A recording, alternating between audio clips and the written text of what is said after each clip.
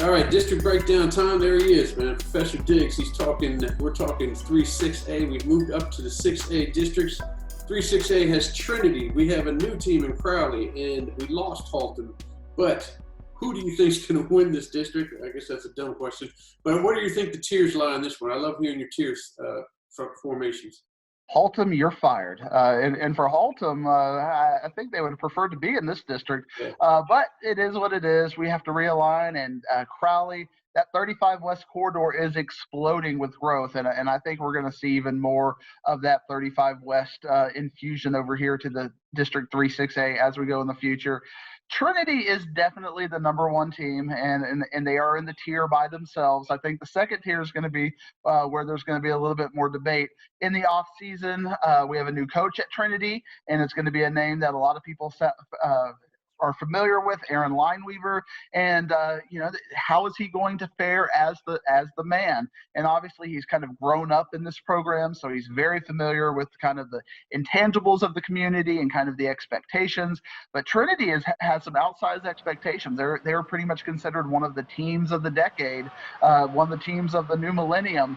So there is some big pressure on Euless Trinity, and it's their first time without Ollie in a few years. So how are we going to fare?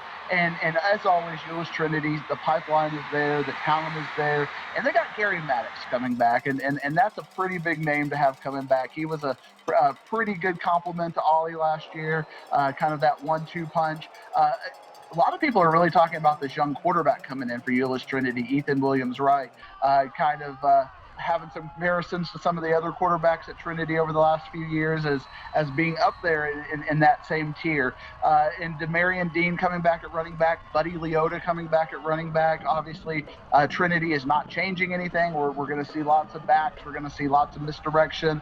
But, when they got to throw the ball down the field, they've got some players to catch it. Nasir Allah and Jarvis Haimuli. And their defense is looking pretty good as well with Ricky Loahea and Devin Ubaha coming in at nose guard and linebacker. So I think Trinity is clearly the number one team. Do you have any names you want to try to pronounce? Because I know you've been practicing for this moment. I need a little bit more practice. Let's go to tier 2, and then we'll see if I can throw some names at you. Yeah, you got to work it out. It's we love Trinity for that, and we love the tier 2, because I think tier 2 is when we're going to have our fiercest competition. And for those, I got 3 teams in tier 2, and I think these are going to be your other 3 playoff teams. But I think you could flip the order, and you can make compelling arguments either way. I've got Weatherford at number 2. I've got North Crowley at number 3, and I've got Saginaw Boswell at number 4. Coming into it, I actually thought I was going to have Boswell either at 2 or 3. But as I did my research to prep for this, North Crowley really won me over with their defensive talent that they got coming back. DeJuan Lacey, obviously a big name at running back that you have to keep an eye on. But Keith Hodge has blown up this summer, and as a lot of people think he might be one of the best safeties in the nation coming in the next couple of years. Samahi Burrell, a really stud linebacker. Damu Montgomery at quarterback. Jordan Norton at defensive end. Yathniel Pastrana at defensive tackle. These are players I expect to be the core of North Crowley. But the question is, who's going to help DeJuan Lacey out on the offensive side of the ball? That's why I was a little hesitant to move him to number 2, because Weatherford, I think, has a lot of those answers. And we talked about last week, Ward, how important the infrastructure is, the offensive line. Weatherford has quietly and consistently been one of the best offensive line and defensive line teams over the past 10 years, really developing that talent over there. I guess some of that Alito influx in Parker County and the Brock influx has trickled its way down into Weatherford. A lot of people are going to be talking about the big name and Ryan Clark coming back at quarterback. Kind of gives you those the Vanderbilt vibes from old Kenny over there. Can he kind of duplicate that success? I guess we'll find out. Wyatt Reeves, a good target at receiver. Melvin Polk, a good target at receiver.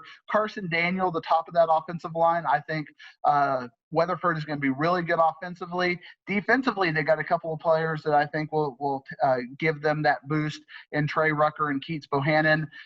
Weatherford has a chance to be really good this year. Not quite Trinity good, but top of that second tier. You got North Crowley at the top of the third tier.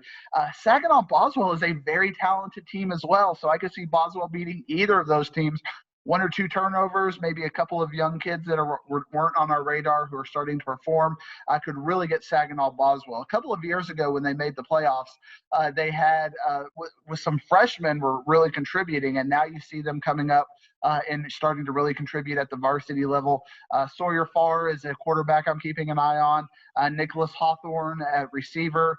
Then you got Jack Fuller and Henry Marvey on the defensive side of the ball. I think Saginaw Boswell is going to be very good. So I think we're going to have a very solid 3 competing for that second playoff spot. It's going to be fun to watch those games in that tier. But I do think there's going to be a drop-off from there to that next tier.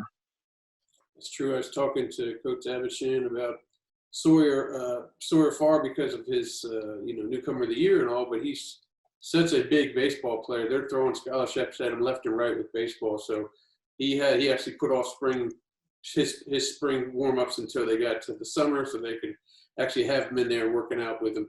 But talking about the next tier, there you got you got Chisholm Trail in Pasco, and of course Crowley just moved up, and then Trinity's younger brother LD Bell. What do you think out of those 4? I know with our main headquarters over there in Euless, we love talking about LD Bell. LD Bell is getting better every year. They're just not quite getting up to that playoff level. TJ Dibble has done a good job over there last year and into this year. They've got a really talented running back coming back in Jalen David. They're expecting Cameron Harvath to step in at quarterback, a good receiver, and Matt McGrath. I think you're going to have Crowley and LD Bell fighting for that 5th place and 6th place there, and they're going to be kind of looking at those other 3 teams, trying to knock one of those teams off to get into the playoff battle. I do think there is about a 2 to 3 touchdown gap between the bottom of Boswell, North Crowley, and Weatherford, and the top of LD Bell and Crowley. And Coach Resendez, he continues to amaze every year. We call him the master chef in our media mafia world because of what he continues to craft up and taking underdogs and moving them to that next level. He did that at South Hills. He looks to be doing that at Crowley. Crowley has a couple of really talented players, and Trayshawn Ford and Nicholas McGinty, that you need to keep an eye on for the next year. Again, with this district, I think Weatherford, North Crowley, and Saginaw Boswell have gotten so much better over the last couple of years that Crowley and LD Bell are going to have to continue on that path and get up into that next level. I don't think they're quite there yet. And then at the bottom tier, I've got Chisholm Trail 7 and I got Pascal 8. I have Chisholm Trail and Pascal as kind of a coin flip right now. Coach Bode over there is rebuilding that Chisholm Trail program. The talent seems to migrate on the Boswell side of things instead of Chisholm Trail or Saginaw. But Hayden Norwich is a name to keep an eye on the offensive line on the offensive side of the ball. Kelsey Shimpamba is a name to watch on the defensive end side of the ball. And then Chris G over at Pascal at safety, and Tommy Bell at running back, 2 names to keep an eye over at Pascal. And then Crowley, we know, got that new stadium coming up, so it should be ready for me to head out there and make a Fort Worth, west side of the thing trip to shoot some games out there. I want to ask you one more question about Trinity before we leave. Sure. They are, they've got the pedigree. They had that run where every other year they're in the state final game. Does it hurt or help them to be in a district like this where, if the other team's offensive or defensive lines aren't up to snuff, then they're probably going to roll over them. And we talked a lot about this with Lancaster and the Dallas ISD things and Saucon too. How much does it hurt not to be in a district with South Lake like they were in the past and teams like that, where at least have 1 or 2 games where, it's a coin flip? Well, that's what non-district is for, hopefully, with them. And this year, Trinity has kind of been used to running over everybody and winning games by 5-6 touchdowns and having the second half be just, ground and pound 10-minute drives with the second team. I think Weatherford, North Crowley, and Saginaw Boswell are all capable of beating Trinity this year, to be quite honest with you. I think those games are going to be 1-2 score games, and if Trinity gets a little bit of the fumbleitis, here or there, a couple of turnovers, either of those three teams are talented to beat them this year.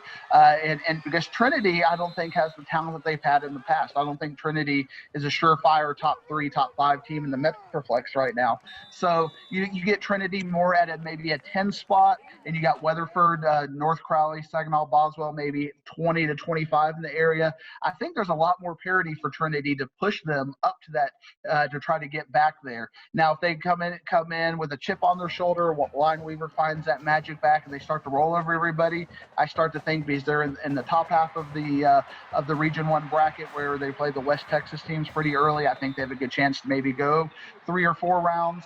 But I think they're going to be tested this year, Ward. I don't think it's going to be the old nobody is within 5 touchdowns of them kind of Trinity Trojan team.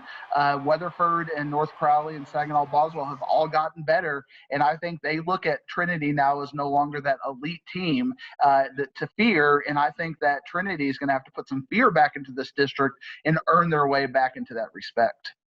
All right, let's go. Run me 1 through 8 down one last time before we go. Absolutely. Trinity, even though we were challenging them in the Metroplex and then the statewide thing, I still have them as number 1. We got Weatherford number 2. I've got North Crowley number 3, Saginaw Boswell number 4, LD Bell number 5, Crowley number 6, Chisholm Trail number 7, and Fort Worth Paschal number 8. All right. Well, next week we will talk 4-6A, and I'll wait to talk to you next week. We'll see you next week for some South Lake Keller talk.